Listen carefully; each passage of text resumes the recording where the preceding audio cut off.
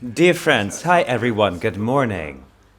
We begin our weekly meeting. My name is Denis Chernabayev. I am the leader of Drink It project. And today I'm happy to share the news of our project. During our previous weekly meeting, I was telling about the company that we're going to build and the fundamentals of this company. If you have not seen this video, you should definitely watch it. It's the presentation that does not dedicate too much attention to figures, but today I want to dwell particularly into that. Recently, Drink It celebrated its first anniversary. We launched our first coffee place in July last year, so we celebrated this July with particularly good financial results. We have achieved astronomical EBITDA per one coffee place of over 15%.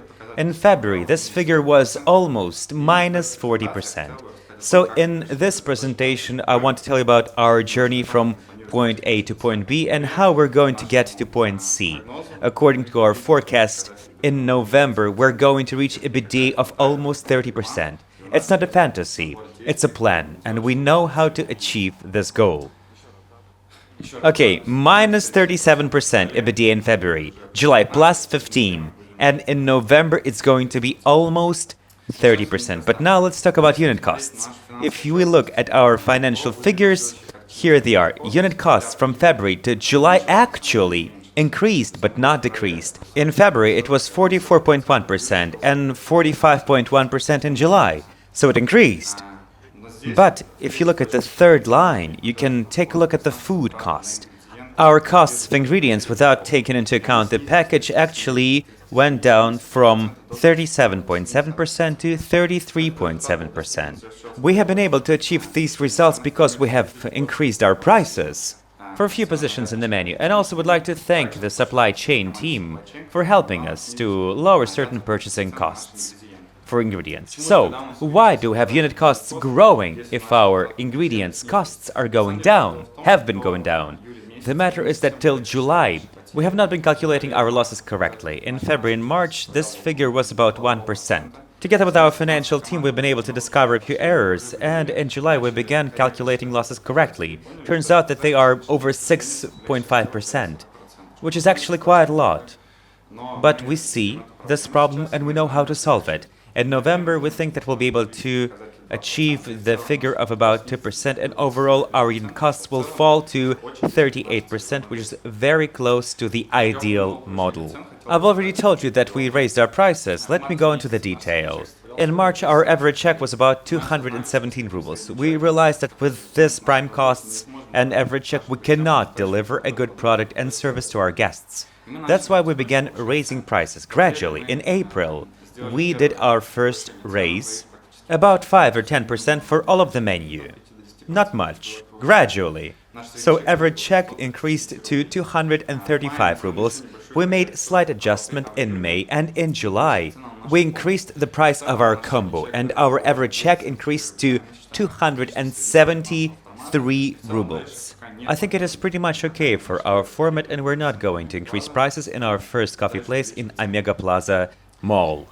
If we dive deeper into the analytics of our pricing, here's what we may see. Our average check truly has increased, which helped us to actually get more revenue. Our revenue in April was 1.3 million rubles, and by July it increased to 1.5 million rubles. But the number of orders, the second line in the table, was actually slightly going down, just as the monthly number of guests.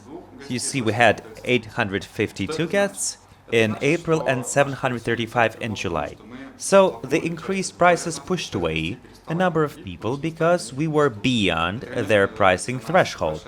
Yes, we regret about this loss. We regret that certain people will not be able to enjoy our beautiful product, but we truly understand that with the average receipt, average check that we used to have, it's just impossible to stay afloat. That's why we had to increase our prices. However, thanks to the higher prices, we've been able to lower our average discount from 16% to 10% and also decrease the number of orders with promo from 31% to 21%. That in turn brought not only higher revenues, but also higher frequency of orders. from 5.07 per month to 5.51 per month. So our customers actually turned out to become more loyal. In July, we decided that we will fully reject local marketing. We will not invest in local marketing. We took a look at our financial figures. We were spending about 3 to 5% of our revenue investing them into marketing. We decided not to invest into marketing since July. That's a conscious decision. We realized that the average revenue of our coffee place with the model that we have currently is about 1.5 to 2 million rubles. With this sort of revenue, it's impossible to allocate decent budget for marketing. Actually, the best thing, the best promotion for a coffee place is good product, good service, high speed. The main mission for any franchisee or coffee place administrator is to create loyal community around the coffee place. That's why we decided to fully reject investment into marketing and local marketing as a notion, because it assumes, it implies a very generic number of tools, leaflets, flyers, etc. But we decided to introduce a different notion, the notion of community management. Management of a local, loyal community, which will lead to the growth of revenue. Now, labor costs. Smart labor costs management made the major contribution into our income. In February, our labor costs were about 53%. In July, almost 22%. You'd say that, you guys, come on, you have bigger revenue, that's why you have lower labor costs. But actually, you should look at the third line in this table, our overall labor costs. You see that in February, with lower revenue, we were spending more money to pay to our baristas. And by the way, we kept the same rates all the time. So we were paying to our baristas just as well as before.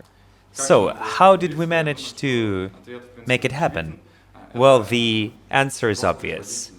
The growth of productivity. We made that the particular focus of our attention. So, first decision that we made, in March we introduced digital certificates. So for every order that was produced in the kitchen for over 6 minutes, we were sending to our guests the certificate for one free drink.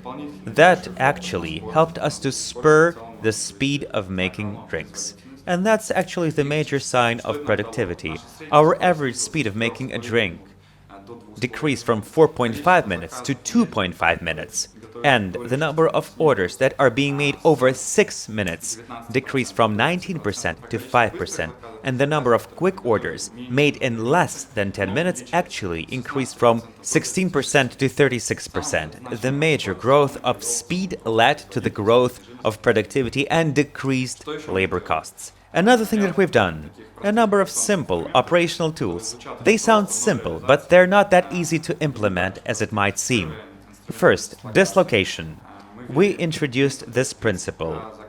We have a particular position in the coffee place per employee, per member of the team, which actually helped to optimize the productivity of the team.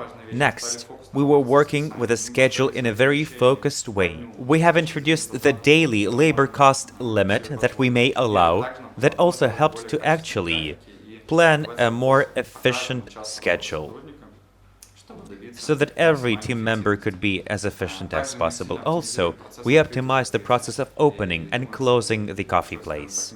And there's still room to grow there. Also, Murat and Andrei Kozlov, the guys from our team, made already the second version of our smart checkout, which actually helps to optimize the work of the employees who are working in the checkout area. Also, we rejected the kitchen. We are working with a ready-to-eat food, which again decreased our labor costs a lot. We also introduced a number of checklists, particularly running great shift checklist, which helps us to arrange the work of administrator, shift manager, help them to focus on the tasks that help us to achieve during every shift the best service and the best speed. And of course, focus is our secret sauce. That helps us to think every day about our profitability, efficiency, and achieve results. So what's next? As a matter of fact, I told you in the beginning that we are going to achieve EBITDA of 30% by February. That is true.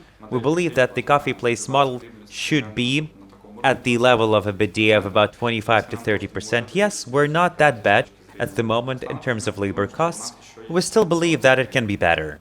So, at the meetup, I announced that we have signed up the area in the major business center of Russia in the Moscow city in the Federation skyscraper tower. Here's the decoration of our future facade. In the nearest future, we shall start construction works there, and we're going to celebrate the opening on the 25th of September. We are very ambitious about this new coffee place in Moscow City. We're going to achieve there the labor cost of about 15%. Together with Delovaya Rus company, we've developed this concept of a very efficient and ergonomically convenient bar, so every member of the team will be as focused and as possible on a particular task and efficiency. There are so many details very well thought out so that every barista in the moment works in the most convenient way. Another thing that I wanted to talk about, last but not least, as they say, our quality assurance, quality control system. At the meetup, I told you about the idea of a smart camera that will help us to track the quality of the product for every single order. And Vitaly Kalinin, the manager of our QA, together with the outstanding developers of the Farbit Tech, launched the first prototype of this idea about 2 weeks ago, and on this video you can see the camera understanding and tracking the movement of the order from the making area to the checkout area. So we can see in combination the number of the order and the photo of the order, and very soon we'll be evaluating every single order that we check out during a shift. We'll be able to actually qualitatively identify our major problems and hiccups. And again, if there is any problem or something goes wrong, for example, if somebody stopped visiting our coffee place, we can track all of the orders of that customer and understand what went wrong. Thank you so much for your attention. If you're curious about the things that I told you, if you want to join the Drink It team or help us with something, development for example, or our QA project, please do not hesitate to write me on email, Instagram. I'd be happy to answer your questions.